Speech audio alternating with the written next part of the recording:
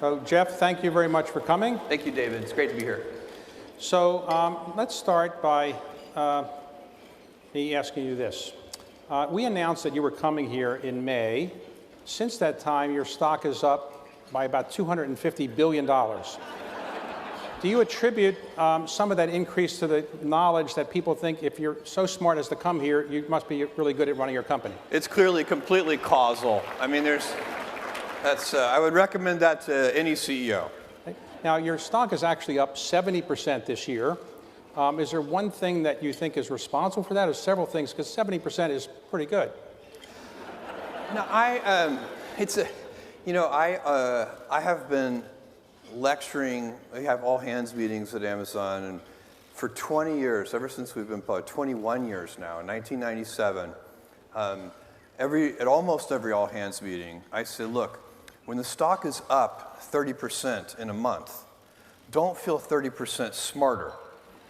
Because when the stock is down 30% in a month, it's not going to feel so good to feel 30% dumber.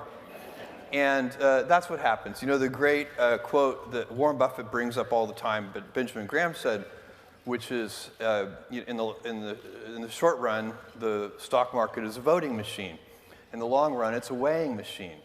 And what you need to do is operate your company in such a way knowing that it will be weighed one day, and just let it be weighed. Never spend any time thinking about the daily stock price. I don't. Okay, so as a result of going up 70% this year, you have become the wealthiest man in the world. Is that a title that you really wanted, or not? Is it a burden? I can assure you I have never sought that title. And it was fine being the second wealthiest person in the world. That actually worked fine. I would say it's something people naturally are curious about. You know, it's a kind of an interesting curiosity, but it's not, the thing I would much rather if they said like, you know, inventor Jeff Bezos, or entrepreneur Jeff Bezos, or, you know, father Jeff Bezos. Those kinds of things are much more meaningful to me. And it's an output measure. If you look at the financial success of Amazon and the stock, I own 16% of Amazon. Amazon's worth roughly $1 trillion. That means that what we have built over 20 years, we have built $840 billion of wealth for other people. And that's really from a financial point of view, that's what we've done. We've built $840 billion of wealth for other people. And that's great. That's how it should be. You know, I believe so powerfully in the ability of entrepreneurial capitalism and free markets to solve so many of the world's problems. Not all of them, but so many of them. So you live in Washington State, in Seattle, Yeah. or outside of Seattle. Now, the man who was the richest man for about 20 years is named Bill Gates. Yeah. And what is the likelihood that the two richest men in the world live not only in the same country, not only the same state, not only the same city, but in the same neighborhood? I mean, is there something in that neighborhood that we should know about? And are there any more houses for sale there? After I saw Bill not too long ago, we were joking about the world's richest man thing, and I basically said I said you're welcome. And he immediately turned to me and said, thank you.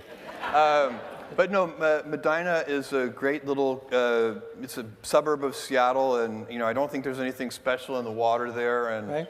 I did locate Amazon in Seattle because of Microsoft. I thought that big pool of technical talent would provide a good place to recruit talented people from, and that did turn out to be true. So it's not a complete coincidence. There's some correlation there. So when you are the richest man in the world, do you go into a store, when you want to buy something, do you have to put a credit card down? You just say, I'm Jeff Bezos, and they send you the stuff? How do you do that? And do you have to carry cash around, or you carry anything? I do carry cash, and I have credit cards, yeah.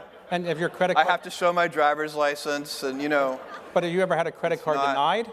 No, has that ever happened? I have. I've had my credit card denied. So what do you say when you say, don't you know who I am? I give them another credit card. I say, here, try this one. Okay. So earlier today, you made an announcement that is the most significant philanthropic gift you've made in this type. It was a...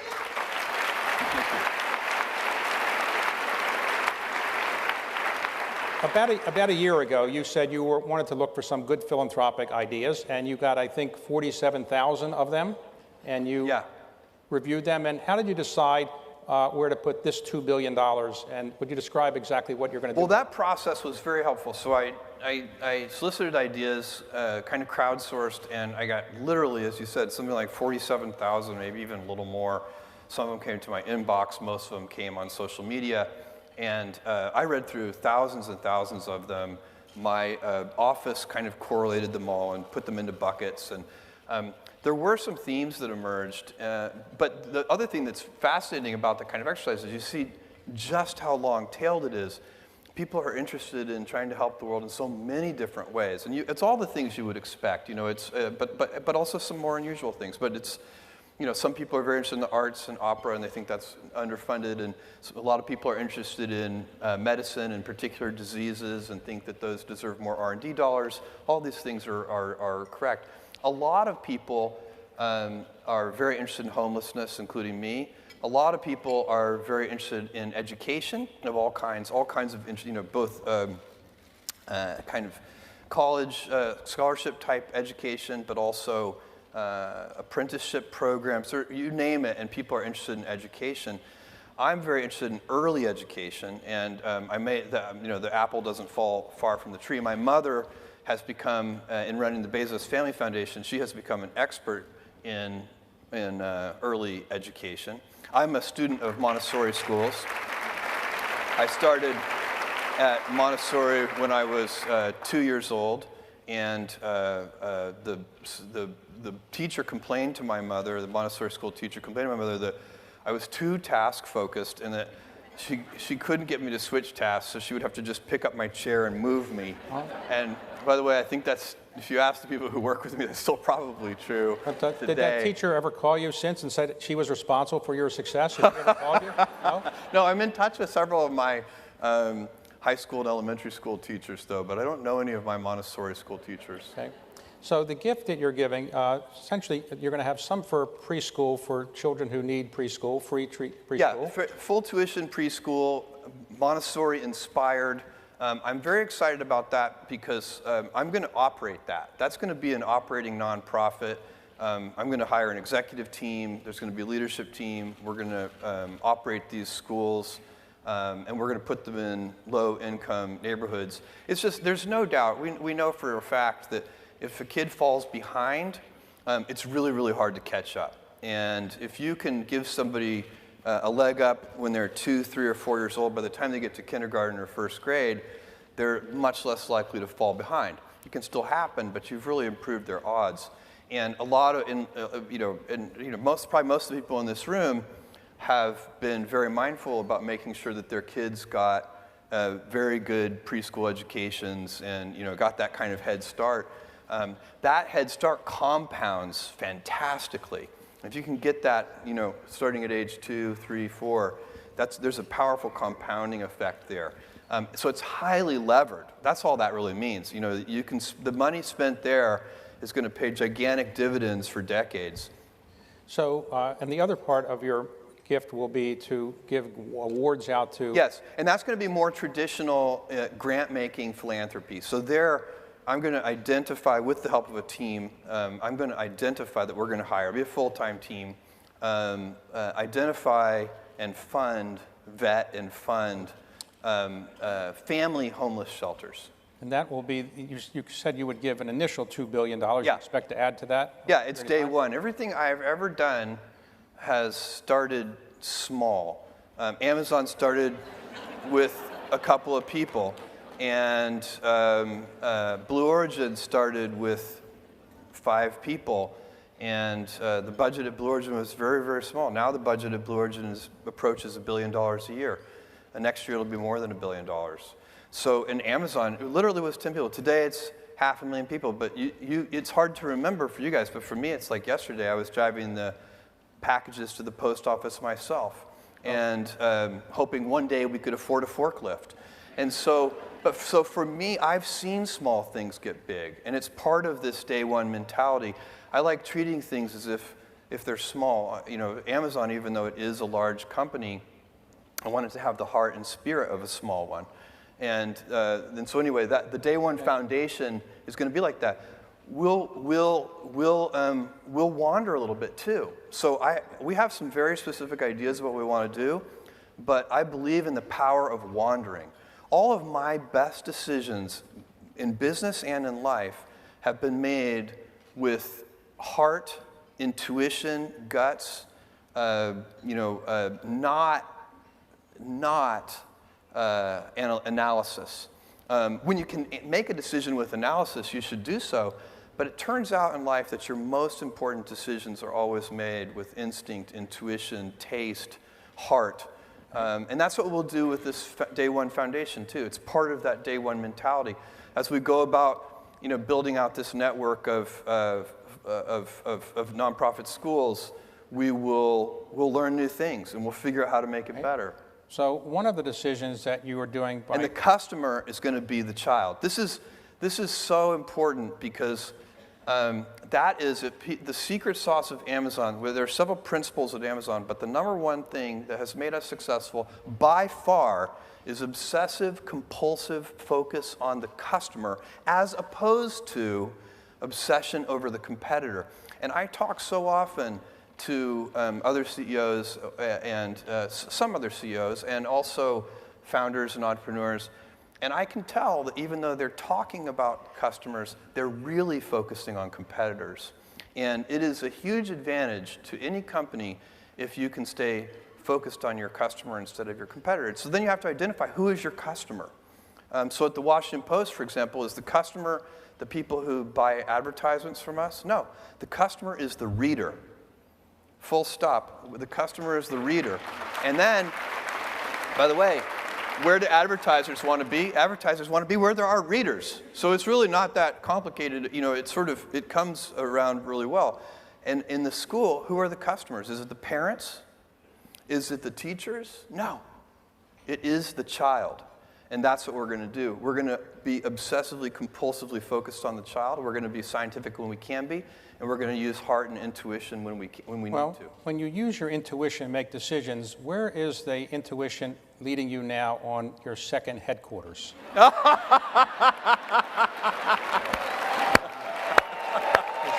right. Can we just take a moment to acknowledge that may be the best segue in the history of interviewing? Right. Seriously, David, So, that is all right. That's So amazing. The answer is? The answer is very simple. We will announce a decision before the end of this year. So we've made tremendous progress. The team is working their butts off on it, and we will get there. No, hey, be nice. Come on. Right. But you already have something in one Washington, and what about another Washington area? You've got that's right. We in Seattle we call this the other Washington. Okay. This is. So speaking of Washington, you bought a few years ago, as you mentioned, the Washington Post. Why did you buy the Washington Post? You had no background in that area. What convinced you to do that? Okay, first of all, I was not looking for a newspaper. I had no intention of buying a newspaper. I had never thought about the idea. It had never occurred to me. It was never something. It wasn't like a childhood dream. Nothing.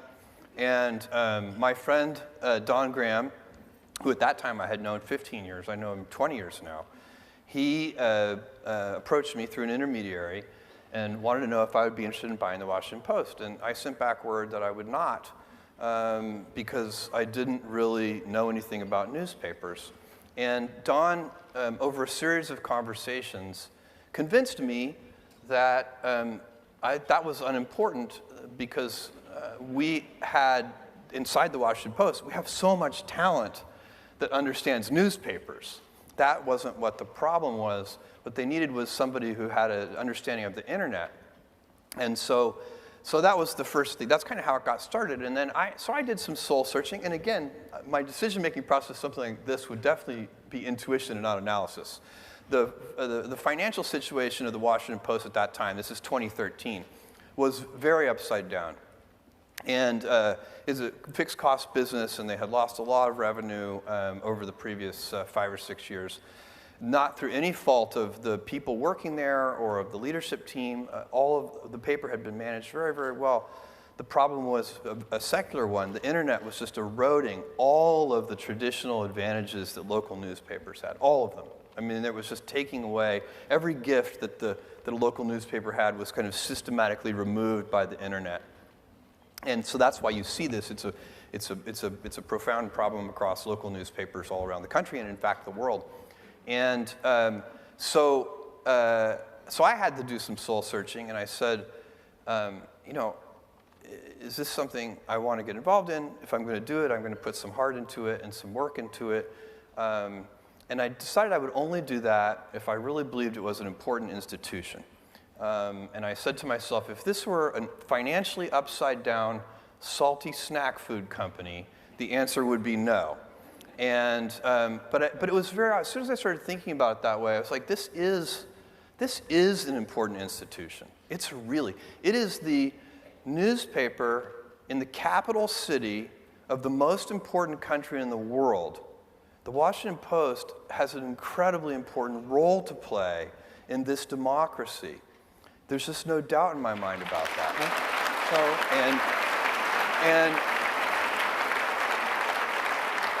And so as soon as I had passed through that gate, I only had one more gate that I had to go through before telling Don yes, and that was I wanted to look myself, you know, be really open with myself and look in a mirror and sort of think about the company and be sure that I was optimistic that it could work. Because, you know, if it were hopeless, that would also be not something I would get involved in. And I looked at that, and I was super optimistic. And it needed to be transitioned to a national and a global publication. There's one gift that the internet brings newspapers. It destroys almost everything, but it brings one gift.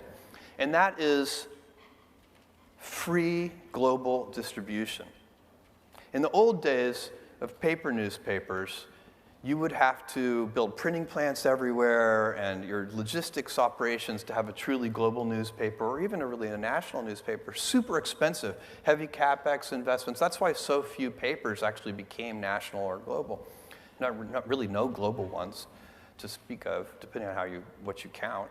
And so, but today with the internet, you get that gift of free distribution. So we had to take advantage of that gift, and that was the basic strategy. We had to switch from a business model where we made a lot of money per reader with a relatively small number of readers to a tiny bit of money per reader on a very large number of readers. And that's the transition that we did over last night. I'm pleased to report to you that the Post is profitable today.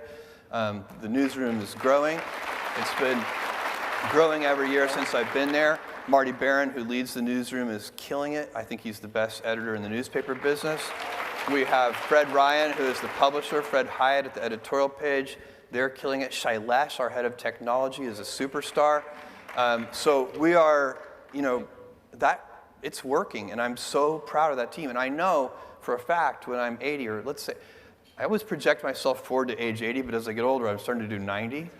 So I know that when I'm 90, it's going to be one of the things I'm most proud of is that I took on the Washington Post and helped them through a very rough transition. So when you agreed to buy it, I think the asking price was $250 million. You negotiate? No. Don, I asked him how much he wanted. He said $250. I said, fine. I didn't negotiate with him, and I did no due diligence. And I wouldn't need to with Don. He told me. I have something I'd like to sell. I had, you know, Don told me every wart and pimple, and he told me all the things that were great, and every single thing he told me on both sides of that ledger turned out to be true. Okay, so now that you own the Washington Post, sometimes there are some people who criticize some things that the Washington Post says, and you've been remarkably quiet. I have no idea what you're talking about. Well, you've been remarkably quiet in not defending yourself. Well, I do defend the Post, and so I don't feel the need to defend Amazon, but I will say this: it is a mistake for any elected official, in my opinion. I don't think this is a very out there opinion, to attack media and journalists. I believe that it is an essential component of our democracy. There has never been I was going to say never been an elected official who liked their headlines. I think there's probably no public figure who has ever liked their headlines. It's okay. It's part of the process. You know, if you're the president of the United States or a governor of a state or whatever, you don't take that job thinking you're not going to get scrutinized. You're going to get scrutinized, and it's healthy. And somebody very, you know, what the president should say is, this is right, this is good, I'm glad I'm being scrutinized, and that would be so secure and confident. But it's really dangerous to demonize the media. It's dangerous to call the media lowlifes. It's dangerous to say that they're the enemy of the people. We live in a society where it's not just the laws of the land that protect us. We do have freedom of press. It's in the Constitution. But it's also the social norms that protect us. It works because we believe those words on that piece of paper. And every time you attack that, you're eroding it a little bit around the edges. Now look, I don't want to be dramatic here. We are so robust in this country, the media is going to be fine. We're going to push through this. And by the way, Marty Barron would tell you, this is a super important point. He will always say, when he meets with the newsroom, I've heard him say it many times, I say it myself when I meet with journalists at the Washington Post. Marty says, the administration may be at war with us. We are not at war with the administration. Just do the work. Just do the work. That's Marty's phrase. And, so you have, I didn't mention the president, but you mentioned the president, so since you mentioned the president, have you met the president? He did. He was a lawyer, wasn't he? Right.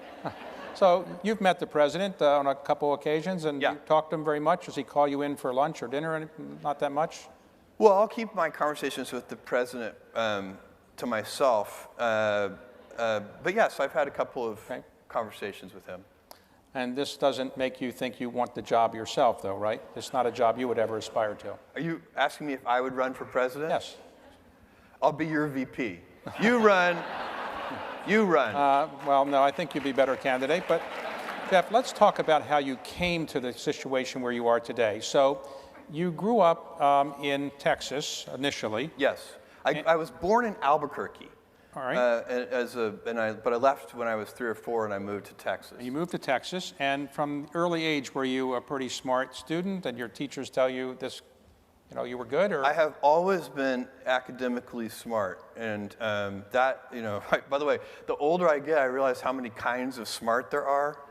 There are a lot of kinds of smart. There are a lot of kinds of stupid, too. But there are, you know, I see people all the time who I know they wouldn't have gotten A+s on, you know, their calculus exams, but they're incredibly smart. But yes, I was a very good student. Right. So you ultimately moved to high school in Miami. Yes. And then you were valedictorian of your class. Yes. And then you gave a speech as the valedictorian saying you thought we should colonize space or something like that? I did. It was 1982. I graduated from high school in 1982. Big public high school, Miami Palmetto Senior High, go Panthers. And there were 750 kids in my graduating class. And I loved high school. I had so much fun. We had, I lost my library privileges because I laughed too loudly in the library. And what about that laugh? Where did you get that laugh from? You know, it is distinctive. I've had that laugh all my life. There was a not that short, there was a multi-year period where my brother and sister would not see a movie with me because they thought it was too embarrassing. But I don't know why I have this laugh. It's just, and I laugh easily and often. The people who know me, you know, you ask my mom or anybody who knows me well, and they'll say, if Jeff's unhappy, wait 5 minutes.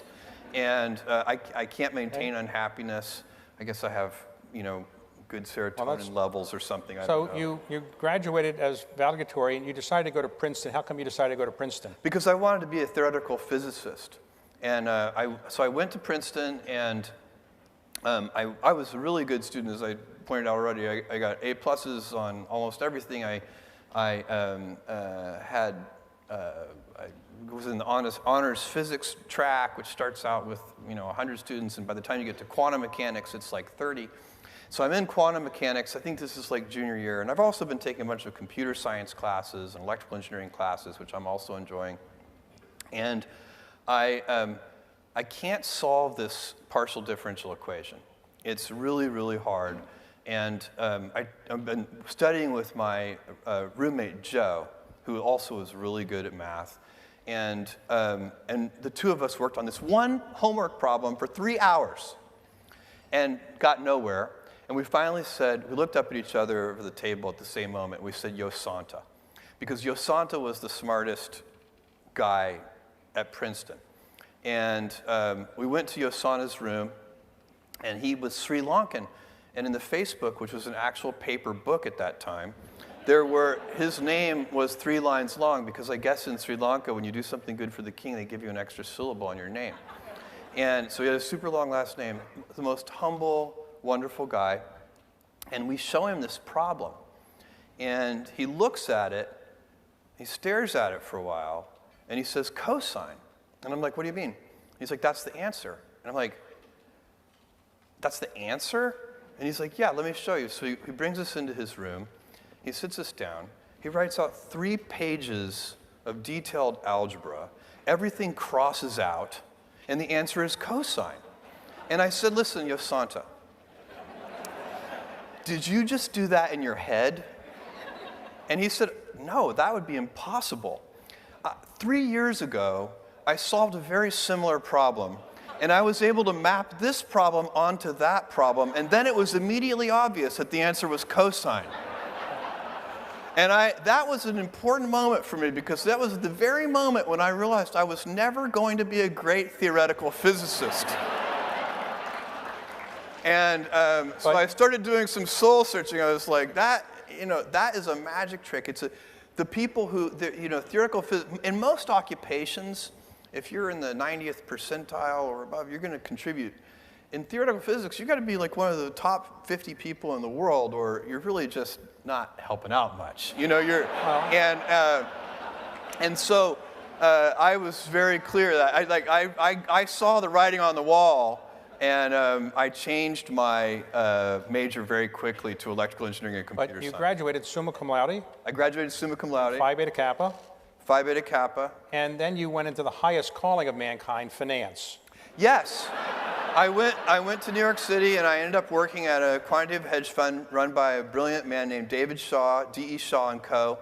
And I started there when there were only 30 people. When I left, there were about 300. And David is still one of the most brilliant people I've ever met. I learned so much from him. I used a lot of his ideas and principles on things like HR and recruiting and what kind of people to hire when I started. It's a very, very good, well-known hedge fund, and you were a star there, as I understand. What propelled you to say, I'm quitting this, I'm going to start a company selling books over the internet, and I'm going to do it from Seattle? Where did that idea come from? I came across the fact, so this is 1994, nobody has heard of the internet. Very, very few people. It was used at that time mostly by scientists and physicists and things like that. We used it a little bit at D.E. Shaw for some things, but not much. And I came across the fact that the web, World Wide Web, was growing at something like 2,300% a year. This is in 1994, and anything growing that fast is, even if its baseline usage today is tiny, it's growing so fast, it's gonna be big. And so I looked at that and I was like, there's gotta be, I should come up with a business idea and that get, on the internet, and then let the internet grow around this, and we can keep working on it. And so I made a list of products that I might sell online, and I started force ranking them. And I picked books because books is super unusual in one respect, which is that there are more book items in the book category than there are items in any other category. There are 3 million different books active and in print around the world at any given time. So the founding idea of Amazon was to build universal selection of books. The biggest bookstores only had 150,000 titles. And so that's what I did. And I hired a small team, and we built the software. I moved to Seattle. Why'd you pick Seattle? Because of Microsoft? Yeah, it was 2 things. The largest book warehouse in the world at that time was nearby in a town called Roseburg, Oregon, and then also the recruiting pool that was available from Microsoft. And when you told your parents you were going to quit D.E. Shaw, where you're successful, making presumably a fair amount of money, and you told your wife, Mackenzie, that you're going to move across the country What did they all say? They were immediately and reflexively supportive right after they asked the question, what's the internet? Right. And so, no, but this is right. With your loved ones, you bet on them. You're not betting on the idea. You are betting on the person. When I told my boss, David Shaw, that I was going to do this thing, he went on a long walk with him in Central Park, and he said, finally, after a lot of listening, he said, you know what, Jeff, this is a really good idea. I think you're onto a good idea here, but this would be a better idea for somebody who didn't already have a good job. Right. And that actually made so much sense to me that he convinced me to think about it for 2 days before making a final decision.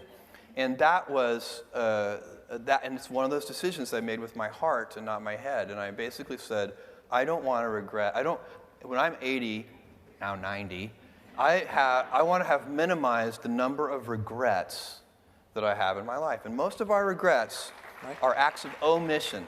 They're things we didn't try. It's the path untraveled. Those are the things that haunt us. Well, and so anyway, I have one of those that relates to this. I know what you're going to say. When you were trying to get the bibliography of books in print to sell, you went to a company that my firm owned. Baker & Taylor. Baker & Taylor, which had started in 1839, never made a profit since 1839. It was always break even. And as I understand it, the salesman was told by you that you would give them a small piece of the company you were starting. You'd have a lot of cash. Our salesman said, no, we don't want a piece of a company. We want some cash. Yeah. So you gave some cash. And later, when I heard about this, I flew out to see you in your ramshackle little office building. Yes. And I said, I think that This is like 1997. Right. This is a long time ago, or the first time we met. And so I said, that deal wasn't so good. We'd like a piece of the company, whatever you were thinking of giving us. And you were actually very gracious. You didn't say, get out of here, I don't need you anymore. You said, look, I don't really need you, frankly, but you were helpful in the beginning, so we'll cut up the deal, and I'll give you a little piece of the stock. Yeah. And you did, and that stock today is worth about $5 billion. Yeah. Unfortunately, we sold it right at the IPO. Yeah. So, but it's a testament to your character that doesn't bother you. Oh, it does bother me. I mention it actually, I think about it every day. Every day. But I do remember when I went out there, you had your desks were tabled. You had like doors where we still do. And you were telling me that you had to go deliver the books to the post office yourself. I don't still deliver to the post office, but I was doing that for years. And I was packing boxes on my hands and knees. In the first month, I was packing boxes on my hands and knees on the hard cement floors. And with somebody else standing next to me, kneeling next to me, we're packing. And I said, you know what we need? Knee pads. This is killing my knees. And this guy packing alongside me said, we need packing tables. And I was like, oh, that's the most brilliant idea I've ever heard.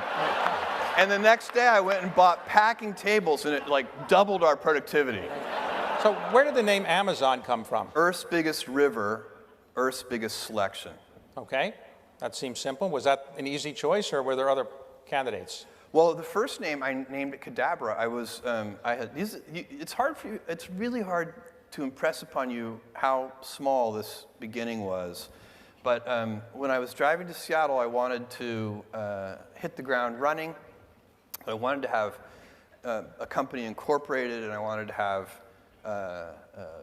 bank accounts set up. And so I called a friend, and he recommended his lawyer to me. It turned out this guy was actually his divorce attorney.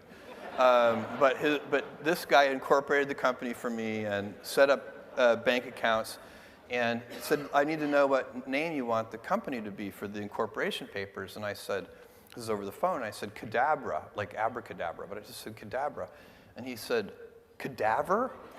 And I was like, okay, that's not going to work. And, but I'm like, go ahead with Cadabra for now, and I'll change it. And so like 3 months later, I changed it to Amazon. Okay. So what propelled you to sell things more than books? I mean, obviously, if you're only selling books today, you wouldn't be the richest man in the world, presumably. It's the idea that you're selling other things. When did you first get the idea to sell other things?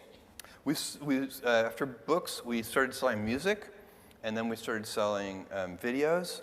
And then I got smart, and I emailed 1,000 randomly selected customers and asked them, besides the things we sell today, What would you like to see us sell?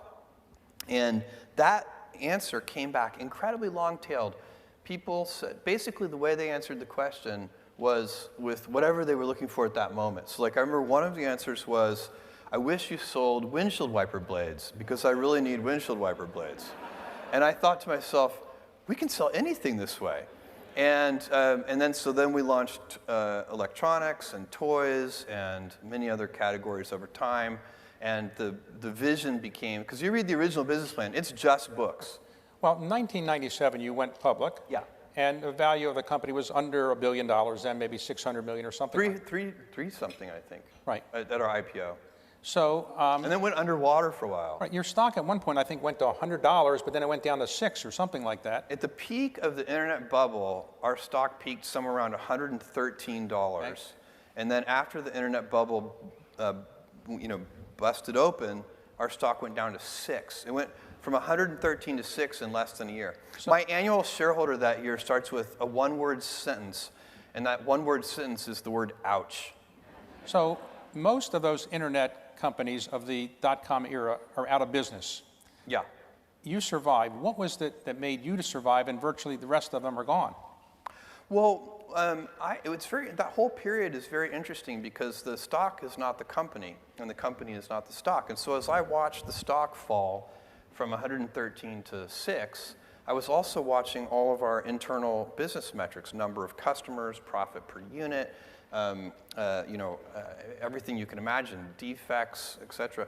Every single thing about the business was getting better and fast. And so as the stock price was going the wrong way, everything inside the company was going the right way. And we didn't need to go back to the capital markets. We didn't need more money. The only reason, a financial bust like the internet bubble bursting is, makes it really hard to raise money. But, we already had the money we needed. So we just needed to continue to progress. Well, Wall Street kept saying, well, Amazon's not making any money. They're just getting customers. Where's the profits? Where are the profits? And Wall Street kept beating you up on that. And your response was, I don't really care what you think? Well, I was on television with Tom Brokaw. He pulled together half a dozen internet entrepreneurs from that era. This is, I think it was right before the bubble burst, maybe, or right after, I can't remember, but in that area. And he was interviewing all of us, and he finally turned to me, and he said, Mr. Bezos, can you even spell profit? And Tom, by the way, Tom Brokaw is now one of my good friends, but he's like, can you even spell profit? And I said, sure, P-R-O-P-H-E-T. And he burst out laughing. But look, Amazon was, people always accused us of selling dollar bills for 90 cents and said, look, anybody can do that and grow revenues. That's not what we were doing. We always had positive gross margins. It's a fixed cost business. And so what I could see is that from the internal metrics is that at a certain volume level, that we would cover our fixed costs and the company would be profitable. So who came up with the idea of Prime? Prime seems to be a great way to get money in advance of people actually getting the services. Yeah. Whose idea Actually, was that? it's very interesting. So like many inventions inside of a team, and I love team inventing is my favorite thing. So I tap dance into the office. I love Amazon. I have so much fun there. I love Blue Origin. I love the Washington Post. But Amazon is my full-time job. And I get to invent. I get to live 2 to 3 years in the future. And most of the invention we do there is, somebody has an idea, and then other people improve the idea, and other people come up with objections why it can never work, and then we solve those objections, and it's a very fun process. Prime, there were a couple of things. One of our board members, Bing Gordon, always wanted us to have a loyalty program, and he would bring this up at every board meeting, and and the loyalty programs that we would think about were things like frequent flyer mile programs, which don't really work in a business like Amazon, in my opinion. There are a lot of reasons that they work for airlines, but that's different. And there are structural differences. So we kept thinking, but we're always wondering, what could a loyalty program be? And then actually kind of a junior software engineer came up with this idea, not as a loyalty program, but this idea that we could offer people kind of an all-you-can-eat buffet of fast, free shipping. And when we modeled that, so then the finance team went and modeled that idea. And the results were horrifying. That we would offer unlimited shipping. Shipping is expensive. And customers love free shipping. So at this point, we already had something called free Super Saver shipping, where we would, in exchange for letting the product go very slow to you, and in exchange for having a certain minimum order threshold size, then you could get free shipping. But this was going to be no order threshold, so you could buy a single $20 item or a single $10 item, and free 2-day shipping. And when we modeled this, it didn't look pretty. But we could see, again, back to that, you have to use heart and intuition. There has to be risk-taking. You have to have instinct. All the good decisions have to be made that way. You do it with a group. You do it with great humility. Because, by the way, getting it wrong isn't that bad. That's the other thing. When we make mistakes, and we've made doozies like the Fire Phone and many other things that just didn't work out, we don't have enough time for me to list all of our failed experiments. But the big winners pay for thousands of failed experiments. So you try something like Prime, and it was very expensive at the beginning. It cost us a lot of money. Because what happens when you offer a free all-you-can-eat buffet? Who shows up to the buffet first? The heavy eaters. It's scary. It's like, oh my God, did I really say as many prawns as you can eat? Oh. And so that is what happened. But surely we could see the trend lines. We could see that all kinds of customers were coming and they appreciated that service. So that's what led to Prime. So by the way, when you have your team by the way, together, if either my answers are too long, you're sensing this audience. Cut me off. All right. So I'm not used to cutting off the richest man in the world. I'm not going to do that. So let me ask you this. You're killing me, David. When you sit around, you just said that you sit around with your team and so forth, but you don't like meetings before 10 a.m. No. You like to get 8 hours of sleep, and you don't like PowerPoints. Explain all that. Why is that? Okay. So I like to putter in the morning. I get up early. I go to bed early. I get up early. I like to putter in the mornings. I like to read the newspaper. I like to have coffee. I like to have breakfast with my kids before they go to school. So I have my kind of puttering time is very important to me. And so that's why I set my first meeting for 10 o'clock. I like to do my high IQ meetings before lunch. Like anything that's going to be really mentally challenging, that's a 10 o'clock meeting. And because by 5 p.m., I'm like, I can't think about that today. Let's try this again tomorrow at 10 a.m. And so then on sleep, I get 8 hours of sleep. I prioritize it. Unless I'm traveling in different time zones, sometimes it's impossible. But I am very focused on it. And for me, I need 8 hours of sleep. I think better. I have more energy. My mood is better, all these things. And think about it. As a senior executive, what do you really get paid to do? As a senior executive, you get paid to make a small number of high-quality decisions. Your job is not to make thousands of decisions every day. So let's say that I slept 6 hours a day, or let's go really crazy and say I slept 4 hours a day. So now I just got 4 so-called productive hours back. So if I was going to, have, say, 12 hours of productive time during any waking day, now all of a sudden I have 12 plus 4, I have 16 productive hours. So I have 33% more time to make decisions. So if I was going to make, 100 decisions, now I can make 133 decisions. By the way, if I did that arithmetic wrong, I'm sorry. And so you make 133 decisions. Is that really worth it if the quality of those decisions might be lower because you're tired or grouchy or any number of things? Now, it's different if it's a startup company. I mean, you're really, when Amazon was 100 people, it's a different story. But Amazon's not a startup company. And all of our senior executives operate the same way I do. They work in the future. They live in the future. None of the people who report to me should really be focused on the current quarter. I always tell people, sometimes I get, we'll have a good quarterly conference call or something, and Wall Street will like our quarterly results, and people will stop me and say, congratulations on your quarter, and I say, thank you. But what I'm really thinking is, that quarter was baked 3 years ago. Right now, I'm working on a quarter that's going to reveal itself in 2021 sometime. And that's what you need to be doing. You need to be out sort of, 2 or 3 years in advance. And if you are, and then why do I need to make 100 decisions a day? If I make like 3 good decisions a day, that's enough. And they should just be as high quality as I can make them. Warren Buffett says he's good if he makes 3 good decisions a year. And so, so I really believe that. So I can't remember, your question was like a triple compound question. Right, so you... I think I got at least 2 of the 3. So let me ask you this. Okay. You have revolutionized retail, and people buy so many things over the internet. People are obsessed with buying things over the internet. By the way, when you buy over the internet, Amazon, do you ever get the wrong orders? Anything ever wrong? What do? Do you call up and complain, or you don't have any problems? No, I'm a customer of Amazon, hopefully like all of you in this room. Is there one person full-time who services your account? If there's anyone in this room who's not an Amazon customer, see me right afterwards, and I'll walk you through it. It's I have problems sometimes, and I treat them like the same way I treat a problem that I would get from a customer. My email address is famous, and I keep it, and I read it. It's jeff@amazon.com. I don't see every email that I get anymore because I get too many, but I see a lot of them. And I use my curiosity to pick out certain emails. So I'll get one from a customer, and there's a defect. We've done something wrong. Usually people are writing us, not always, but usually they're writing us because we've screwed up their order somehow.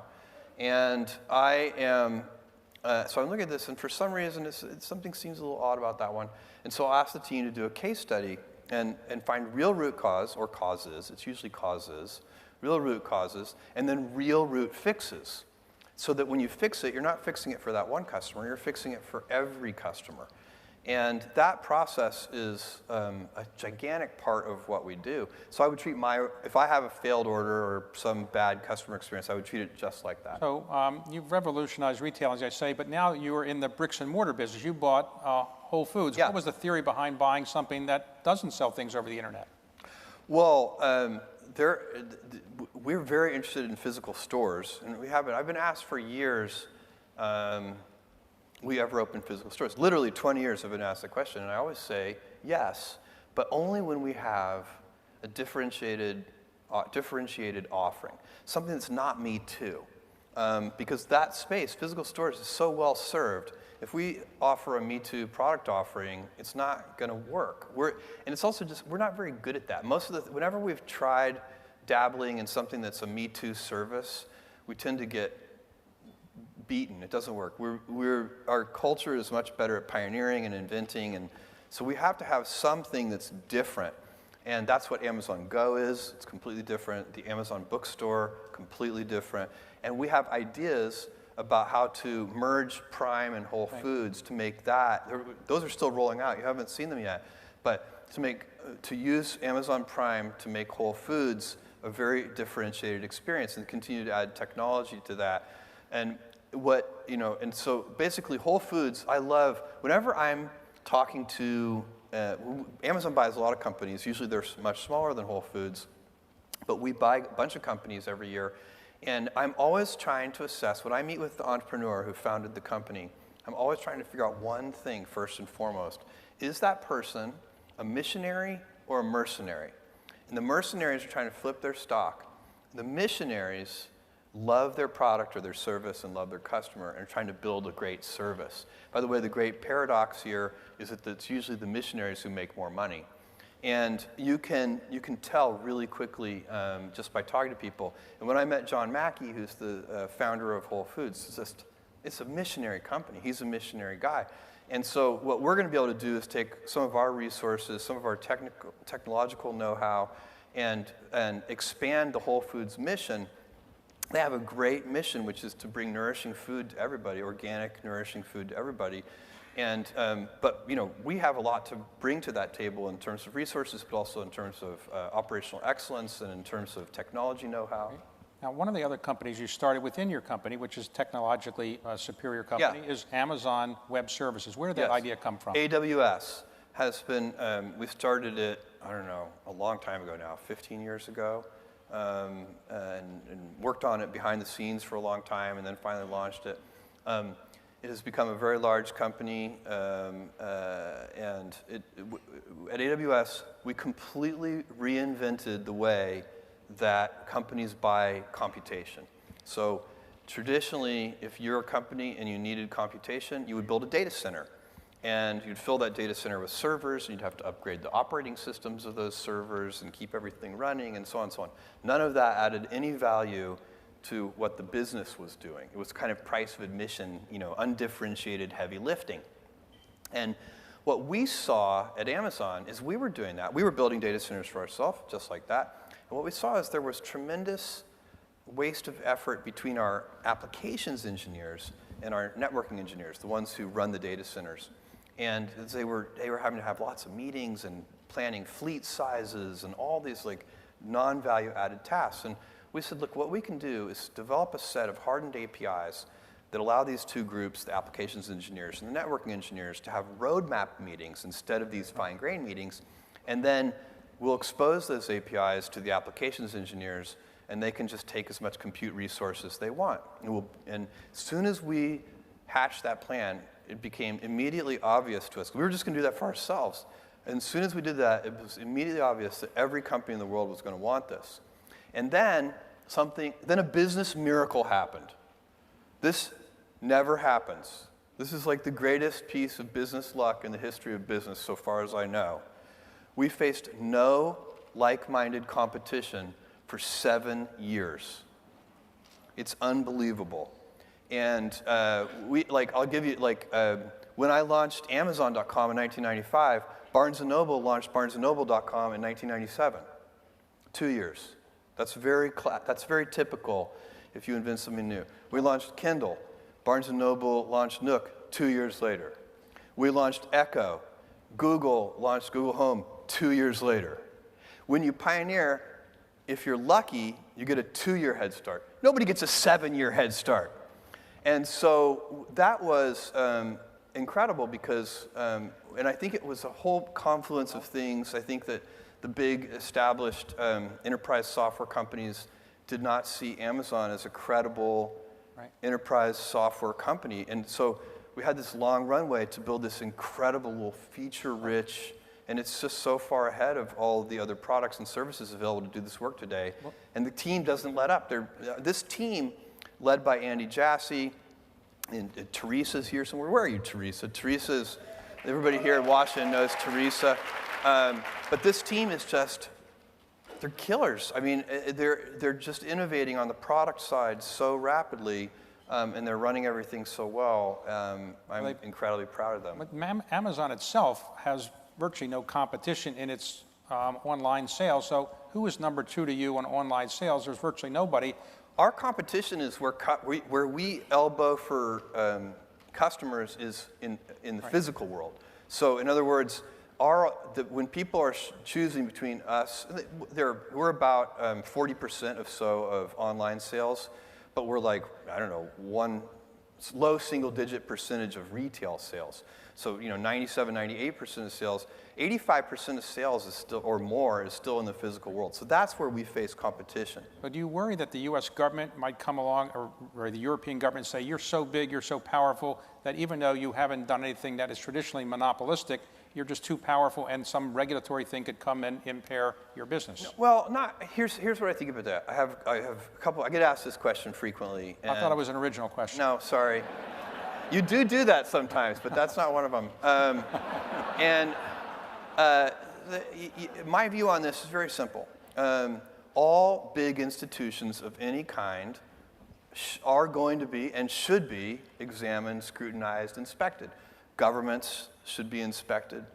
Government institutions, big educational institutions, big nonprofits, big companies. They're going to get scrutiny. It's not personal. It's kind of what we as a society want to have happen. So that's one thing. And I remind people internally when if they don't take this personally, that will lead you in a lot of wasted energy. This is just normal. It's actually healthy. It's good. We want to live in a society where people are worried about big institutions. So that's okay. And then the second thing I think is we are so inventive that whatever regulations are promulgated or however it works, that will not stop us from serving customers. So to really, you know, I mean, under all kind of regulatory frameworks that I can imagine, customers are still going to want low prices. They're still going to want fast delivery. They're still going to want big selection. And so these things are so fundamental. Those are the things that we do. So I would say that. I would say one more thing, as long as we're talking about big companies, is it's really important that, politicians and others they need to understand the value that big companies bring and not demonize or vilify business in general, or especially, not business, well, they shouldn't vilify big companies and they shouldn't vilify business in general for sure. And the reason is simple. There are certain things only big companies can do. You know, I've seen this the whole way. I know what Amazon could do when we were 10 people, and I know what we could do when we were 1,000 people, and I know what we could do when we were 10,000, I know what we can do today when we're 500,000. And, you know, to give you a more vivid example of this, I love, you know, garage entrepreneurs. I invest in a lot of their companies. I know many of them. But nobody in their garage is going to build an all-carbon fiber, fuel-efficient Boeing 787. It's not going to happen. You need Boeing to do that. If you like your iPhone, you need Apple to do that. You need Samsung to do that.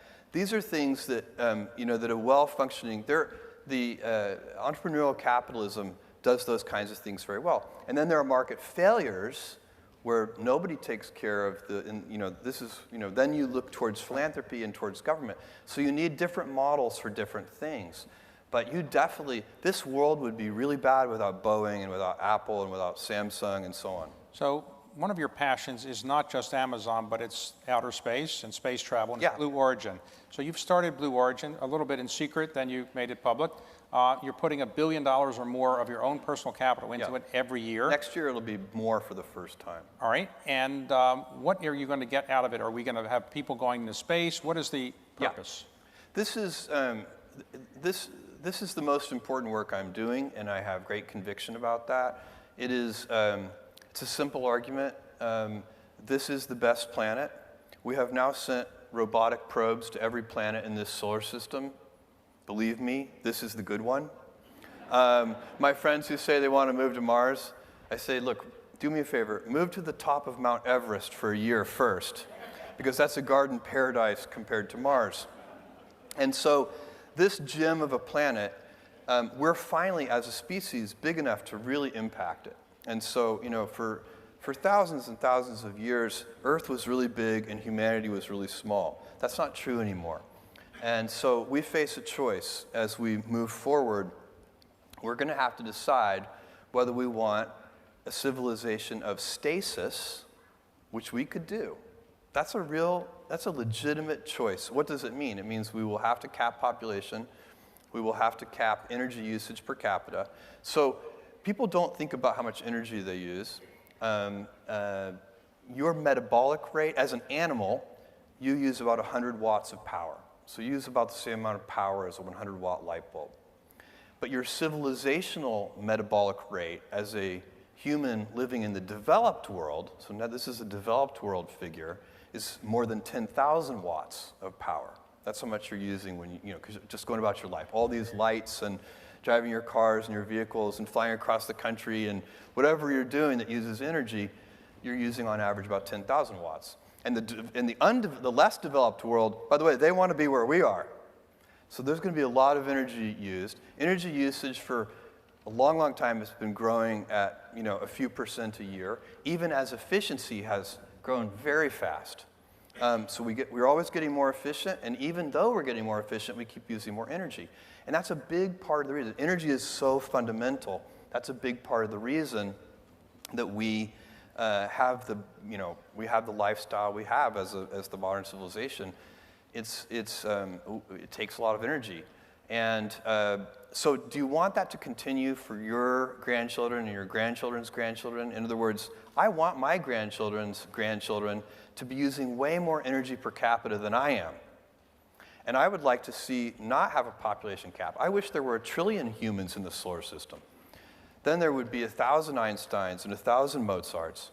But we don't have that long. If you take current baseline global energy usage and compound it at just a few % a year for just a few hundred years, such is the power of compounding, you have to cover the entire surface of the Earth in solar cells. That is not going to happen. So as a result, that we can be sure of. That's not going to happen. So what will that lead to? It'll lead to stasis. I don't even think stasis is compatible with liberty.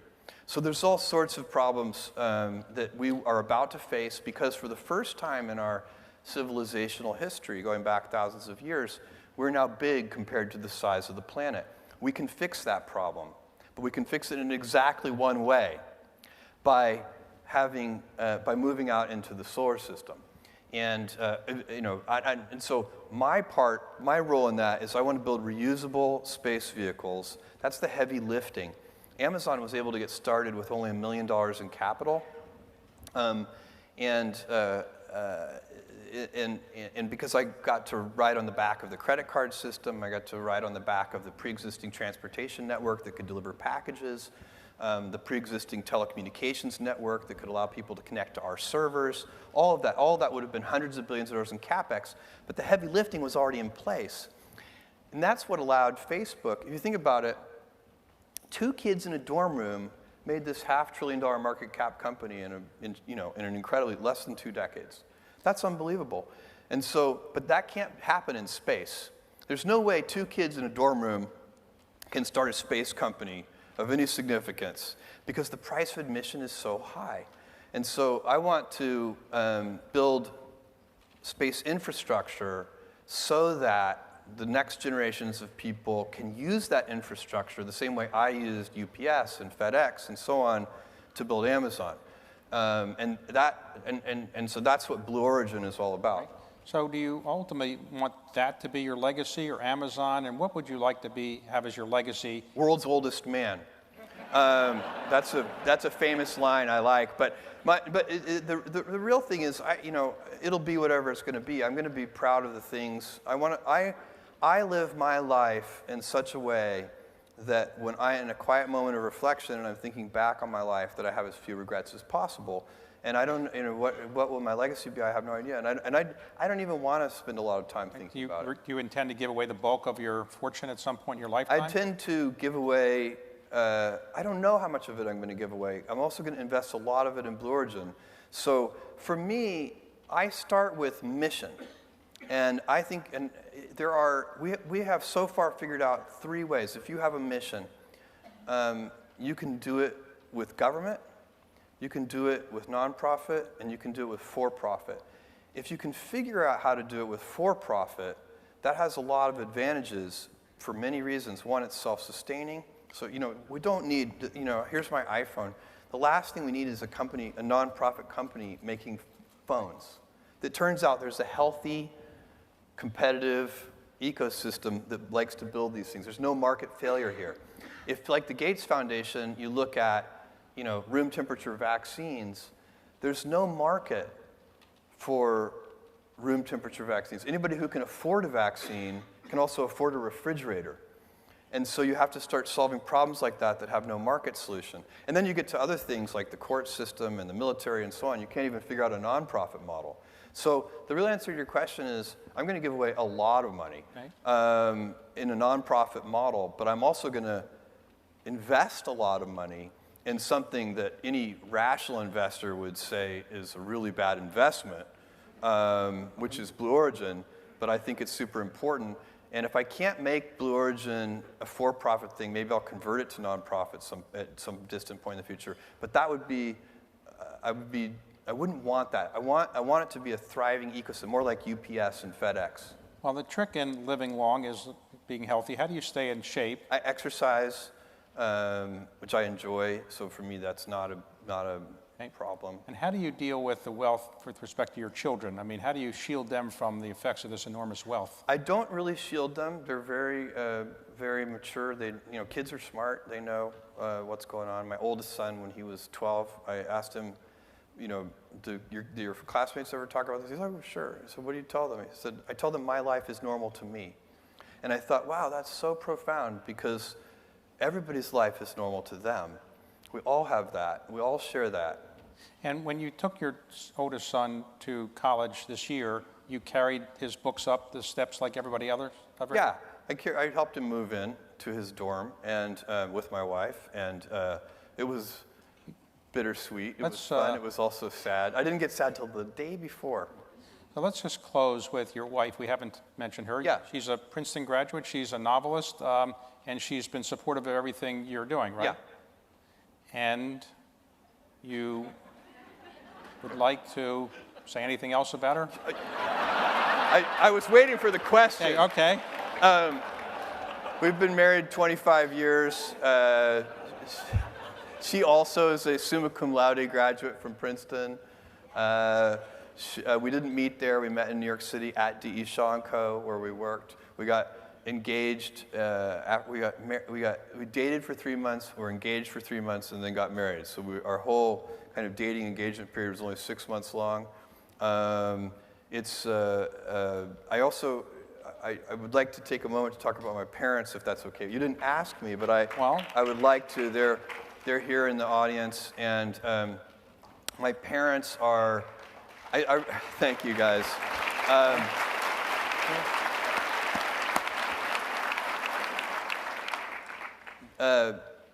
You know, you get different gifts in life, and one of the great gifts I got is my mom and dad. It's amazing. My highest admiration is withheld for those people, and we all know some of them. I know several of them who had terrible parents. Maybe they were abusive, whatever it is. And some those people who so admirably break that cycle and pull out and make that all work. I did not have that situation. I was always loved. My parents loved me unconditionally. And by the way, it was pretty tough for them. You know, she doesn't talk about it that much, but my mom had me when she was 17 years old. She was a high school student in Albuquerque, New Mexico. You could ask her, but I'm pretty sure that wasn't cool in 1964 to be a pregnant mom in high school in Albuquerque, New Mexico. And in fact, my grandfather, who is another incredibly important figure in my life, went to bat for her, and because the high school wanted to kick her out. You weren't allowed to be pregnant in high school there. And my grandfather said, you can't kick her out. It's a public school. She gets to go to school. And they negotiated for a while. And the principal finally said, okay, she can stay and finish high school, but she can't do any extracurricular activities, and she can't have a locker. And I know. And my grandfather, being a very wise man, he was like, done. We'll take that deal. And so she finished high school. She had me.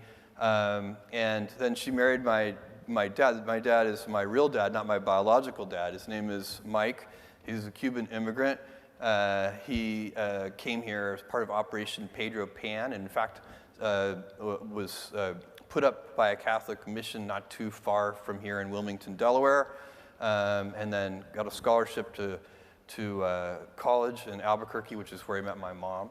So I have a kind of a fairy tale story, and my grandfather, possibly because, I'm pretty sure because my parents were so young, starting at age 4, he would take me every summer on his ranch. And it was the most spectacular. From age 4 to 16, I basically spent every summer working alongside him on the ranch. He was the most resourceful man. He would, he did all his own veterinary work. He would even make his own needles. He would pound the wire with an oxyacetylene torch and drill a little hole in it and sharpen it and make a suture, like make a needle that he could suture up the cattle with.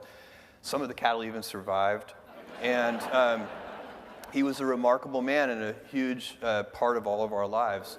But it is, you don't realize, you just look back and, if you don't have these parents,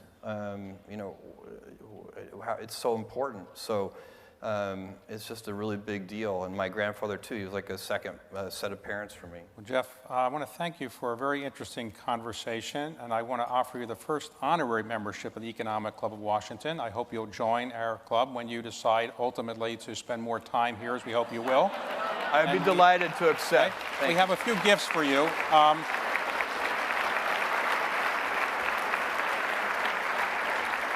This is a copy of the original map of the District of Columbia as designed by Pierre L'Enfant. We hope you'll take this as a gift.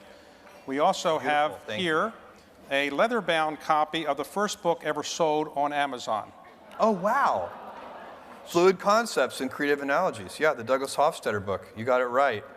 Well, I am glad of that. And, Look at that. That's really cool. And courtesy of Ted Leonsis, one of the owners of the Caps. Go Capitals. Woo! Signed by the Stanley Cup team. Oh, nice. Thank you. So thank you for a great evening, a great conversation. David, thank you. He is a super interviewer. Thank you. Thanks very much.